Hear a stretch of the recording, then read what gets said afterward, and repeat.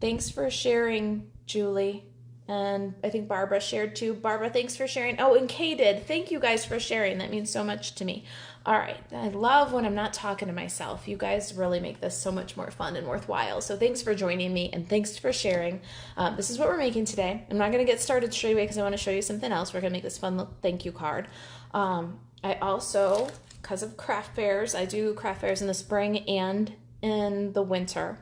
At holiday time, so I like to bulk up on different year-round things that store well, and I've been making these little post-it pad covers. So here's a coordinating post-it pad cover. I did show you guys the Daisy Delight post-it pad cover a couple of weeks ago with the coordinating card. I got so much response to just showing that post-it pad cover that I ended up doing a video for this particular project while I made these, and I'll be posting that on the blog probably tomorrow. The post is almost ready. So there's another little idea using the same concept. We're gonna make the card today. And let's see here, what else do I want to? Housekeeping. It is the final day of bonus days. If you want to order some Stampin' Up! Products, if you have a wish list, bonus days is a great time to do it.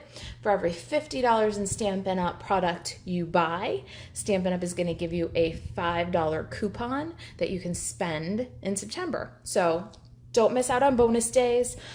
Kitchen Table Stamper Online Classroom is open, and registration for the Trick or Tweet Halloween class, Fastened with Love baby card making class, and the 25 Again birthday Stamp-A-Stack is all open right now. So if you want to stamp some cards with me anywhere in the United States, I'll send you the stamp sets and the projects. Anywhere in the world, I can send you the online classroom. So check out kitchentablestamper.com/online classroom for that. Registration is open until the 10th of September. What other housekeeping do I have for you? Local ladies, Coffee and a Card is going to be Coffee and a Card with a Christmas card club option. So we can get our Christmas cards done together as we meet on every other Wednesday. So look out for that. I'll be showing some previews of that pretty soon. Julie says the Post-its make great teacher gifts, don't they? I'll be posting a video so you can bust these out. And in the video, I showed probably 10 or 12 different designs that I've done too. So there should be some good inspiration there for those of you who want to make some Post-it covers. Current Stampin' Up! Product and retired stuff I showed in the samples. Just want to inspire. All right, so let's talk about this particular thank you card. I'm just in love with all the texture we've got here between that tropical chic embellishment. What are those called? Tropical elements that looks kind of like carved wood, and the linen thread, this fun little stamped hashtag pattern underneath there, the cutout negative space of this die from the Tropical Thinlits dies. I love the way that this gives you kind of a screen, like a leafy screen, and then the coordinating fern die gives you this delicate leafy die cut. So the textures on here are fantastic, and it's a really pretty easy to put together card. So we'll do that. Julie, I'm finishing up the post tonight, so I'll probably schedule it for tomorrow, Monday at the latest, for that Post-it note cover. Dolores says, happy Friday. Looking forward to the weekend. Working on projects for craft shows. That sounds a little bit like my weekend too, Dolores. I'm hoping to get a few things done. All right, so let's talk about Tropical Chic. This is available in the 2018-19 Stampin' Up! Catalog. It's an annual, and it is available in a bundle where you can save 10% when you buy the stamps and the dies together. I'm also using, let's see here, the Tropical Elements from that suite, and my Designer Series paper is the Tropical Chic 6x6 Designer Series paper. Here's another pattern. We're going to do a little different pattern today. All right, so that's the Tropical Chic Elements. We're going to need a little bit of linen thread. Stampin' pads for this project are Shaded Spruce, Poppy Parade, and Granny Apple Green. You'll need a Memento Tuxedo Black.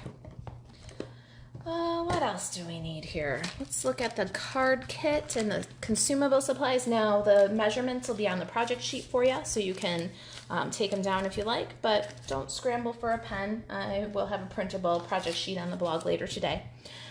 Shaded spruce. We have a card base that's 8.5 by 5.5 and scored at 4 1/4. We also need a piece for our die cutting of the fern leaves. That's about 2 3/4 by 3. Should get you 2 fern leaves. I already cut those ahead of time for us, just to save us a little bit of time. The designer series paper is 4 by 5 1/4. The granny apple green layer is 3 3/8 by 4 3/4. And then we need a piece of Whisper White for our sentiment band here, and it is 3/4 by 4 1/2. I've got some scraps of Whisper White here. If you have a piece that's about 2 1/2 by 4 1/2, that'll give you enough room to stamp these elements. That's what that's for your stamping. All right, so there's our supplies. I think I went through all of them. Let's grab a ink pads here and get started. I'm going to leave that one closed for a minute. Let's get the granny apple. And I'm going to need a little piece of scratch paper. I didn't grab one of those. I'm going to have to grab a piece because we're going to go edge to edge with the granny apple. And we want to make sure that we get it in a neat pattern so it's going to go off the edge. All right. Move these guys aside. Keep this guy in so you can see what we're doing. And this is the piece we need right now. I decided to set up Facebook Live on the other side of the table in case I needed to get anything out of the closet. That'll save me some time from running around the table. Okay, so here's our granny apple green panel and our little hashtag stamp.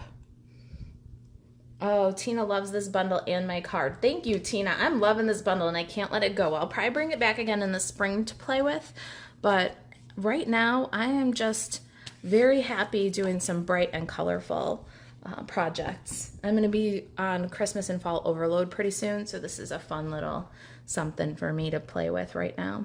All right, so I've got this all inked up. We're doing granny apple on granny apple, and we're doing about 3/4 of an inch from the bottom. You just want to stamp a repeat across your granny apple. And 2 times will probably get you from edge to edge. Just a little texture. It's a detail. Mine goes downhill. Oh, sorry. Yeah, I can't abide by that. Did you see how downhill that was? That's because I'm trying to stamp while I look through the phone. Well, that excuse only works if I get it right this time. All right. I am aiming for level this time. Sorry, this is the stuff that happens in live video. Oh, that's so much better. That was worth it. Thanks for hanging with me, guys. I don't think I lost anybody there while I was restamping. All right, now on our Whisper White scraps, we're going to need a Poppy Parade bloom. I don't know what this is. Hibiscus, probably, right? Looks like a hibiscus flower. And then one of these big tropical leaves. We're going to do that one in shaded spruce. I probably could have gotten both out of this scrap. Would have been close though. I don't want my dies to touch when they're going through the machine. All right, then I'm going to grab this panel for the sentiment. And now this is kind of important. Placement here is crucial. You need to have enough on your right hand side to wrap around the granny apple panel, because if you see, this is loose and wrapped and it gives a little extra dimension. I like that, so I'm doing that purposefully. So we want it off to the right a little bit, but not too extreme, because then you won't have enough tail on the right hand side to wrap around.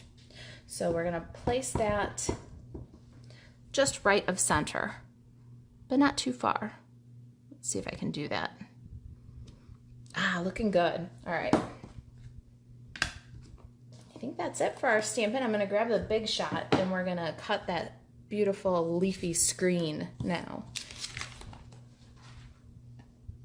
All right, get these ink pads out of here before I make a mess. I love these colors. I can't wait to take this same color combination and turn it into some really fun Christmas cards. Shaded Spruce, Granny Apple Green, Poppy Parade are gonna make really fun, happy Christmas cards. All right. Big Shot's here. It's set up for die cutting. So I've got my platform, my thin die adapter, my cutting pad. Just a quick tip for you. We were talking about this in class the other day. When I have my Big Shot set up, I have it set up purposefully. I lost you guys for a minute. I hope you're still there. Okay, so when I set up my Big Shot, I set up my Big Shot purposefully with a cutting pad on the bottom that gets cut into all the time. It's always the cutting pad. And I have one on the top that's always clear. It never gets cut into. Give me a thumbs up if you're still there. It looks like I reconnected just fine. All right, and that way, for a couple of things. First, you'll keep the warping of your cutting plates to a minimum. And besides that too, when you keep this top plate from being cut, it still gets scarred up a little bit from being used. But what you can do then, you can see the placement. So you see I've laid my cutting pad down over my dies, and now I can see very clearly that those dies did not shift. Everything's gonna cut really nicely. But when you cut into your top and bottom plate and then rotate them around top and bottom, you can't see clearly what you're doing. So imagine this the other way. Let me take this here for a second. If we were using this top pad intermittently with the bottom one, you can't see if that's shifted. So those are the reasons. It'll keep your pads give them a longer life. It'll keep them flatter, and it will keep your die cutting more accurate. Now what happens is eventually this one is going to wear out. It'll start to crack from the edges. It might even crack completely in half. And when this one is worn out, then this one moves to the bottom, and I grab one brand new plate for the top. And that keeps my consumption of Big Shot cutting plates down to a minimum. So I hope that helped you. That tip helps you. It has really worked for me. I don't go through a lot of Big Shot cutting pads, and I teach classes here and make hundreds and hundreds of projects for craft fairs. And so it's really done me well to use that method for Big Shot cutting. All right, so did you see that? Look how cool that is. Just take that away, and there is your negative image. Isn't that a fantastic die? That's what's got me crazy about this set, I think. I think that was my #1 wow factor right there, was that die. Stampin' Up! Is really doing a great job of keeping framelits relevant. In a world of electronic die cutting machines and things like that, it's really important that Stampin' Up! Keep framelits relevant, and it's pieces like this and like these that really do keep the framelits an important part of your crafting arsenal and forever tools. It's great that they cut out the images, but you can do that with scissors, and you can do that with some of these machines that are going on. But look at these great details that you get when you use the framelit dies. Okay, so before we adhere anything at all, I want to take this little thank you greeting and place it. We want it to overlap both the bottom of our negative piece image and over the top of our hashtags. And we're going to carefully just pinch the edge over, making sure that we don't go uphill or downhill, and pinch that edge over. So now you see you've got this fun little loop where it kind of is allowed to bend free, and it gives it an interesting and a different sort of dimension. So we'll grab some multi-purpose liquid glue here and add a dot under the tab. It's okay if it oozes out, because we're going to just go ahead and adhere this panel to our designer series paper. Got to give that a second to grab. And then we can go around the frame. A little bit goes a long way here. Now we don't want things to ooze. We just want to secure. We don't want to make the front of our card sticky with excess liquid glue. All right, this dude now gets turned over and centered on the designer series paper.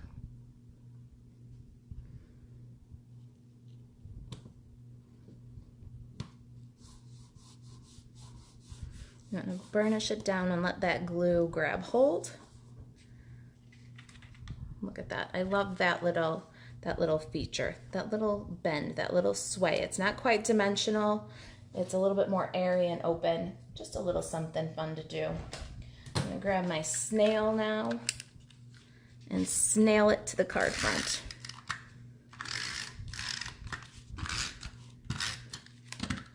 Do you guys use snail as an action word? I'm gonna snail it. I don't know. I just snailed it. All right, there you go. Now it's all about embellishing. I'm gonna grab one of these pretty little flower buttons from the Tropical Elements and a length of linen thread. I'm just gonna go through the button from the front, up from the back, and you want about 5 inches. I'm gonna pull out about 5 inches, and then maybe, what is that, 4 or 5 inches across the width of your hand, generous, and then tie.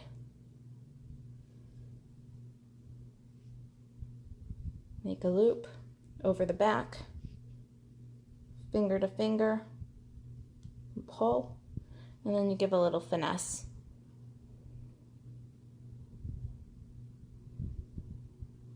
Pretty easy, pretty cute. Let me trim the tails of that.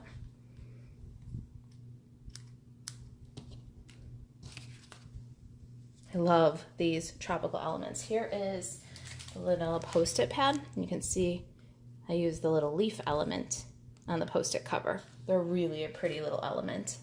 One little element on a project adds a whole lot of texture. All right, my multi-purpose liquid glue is really important here.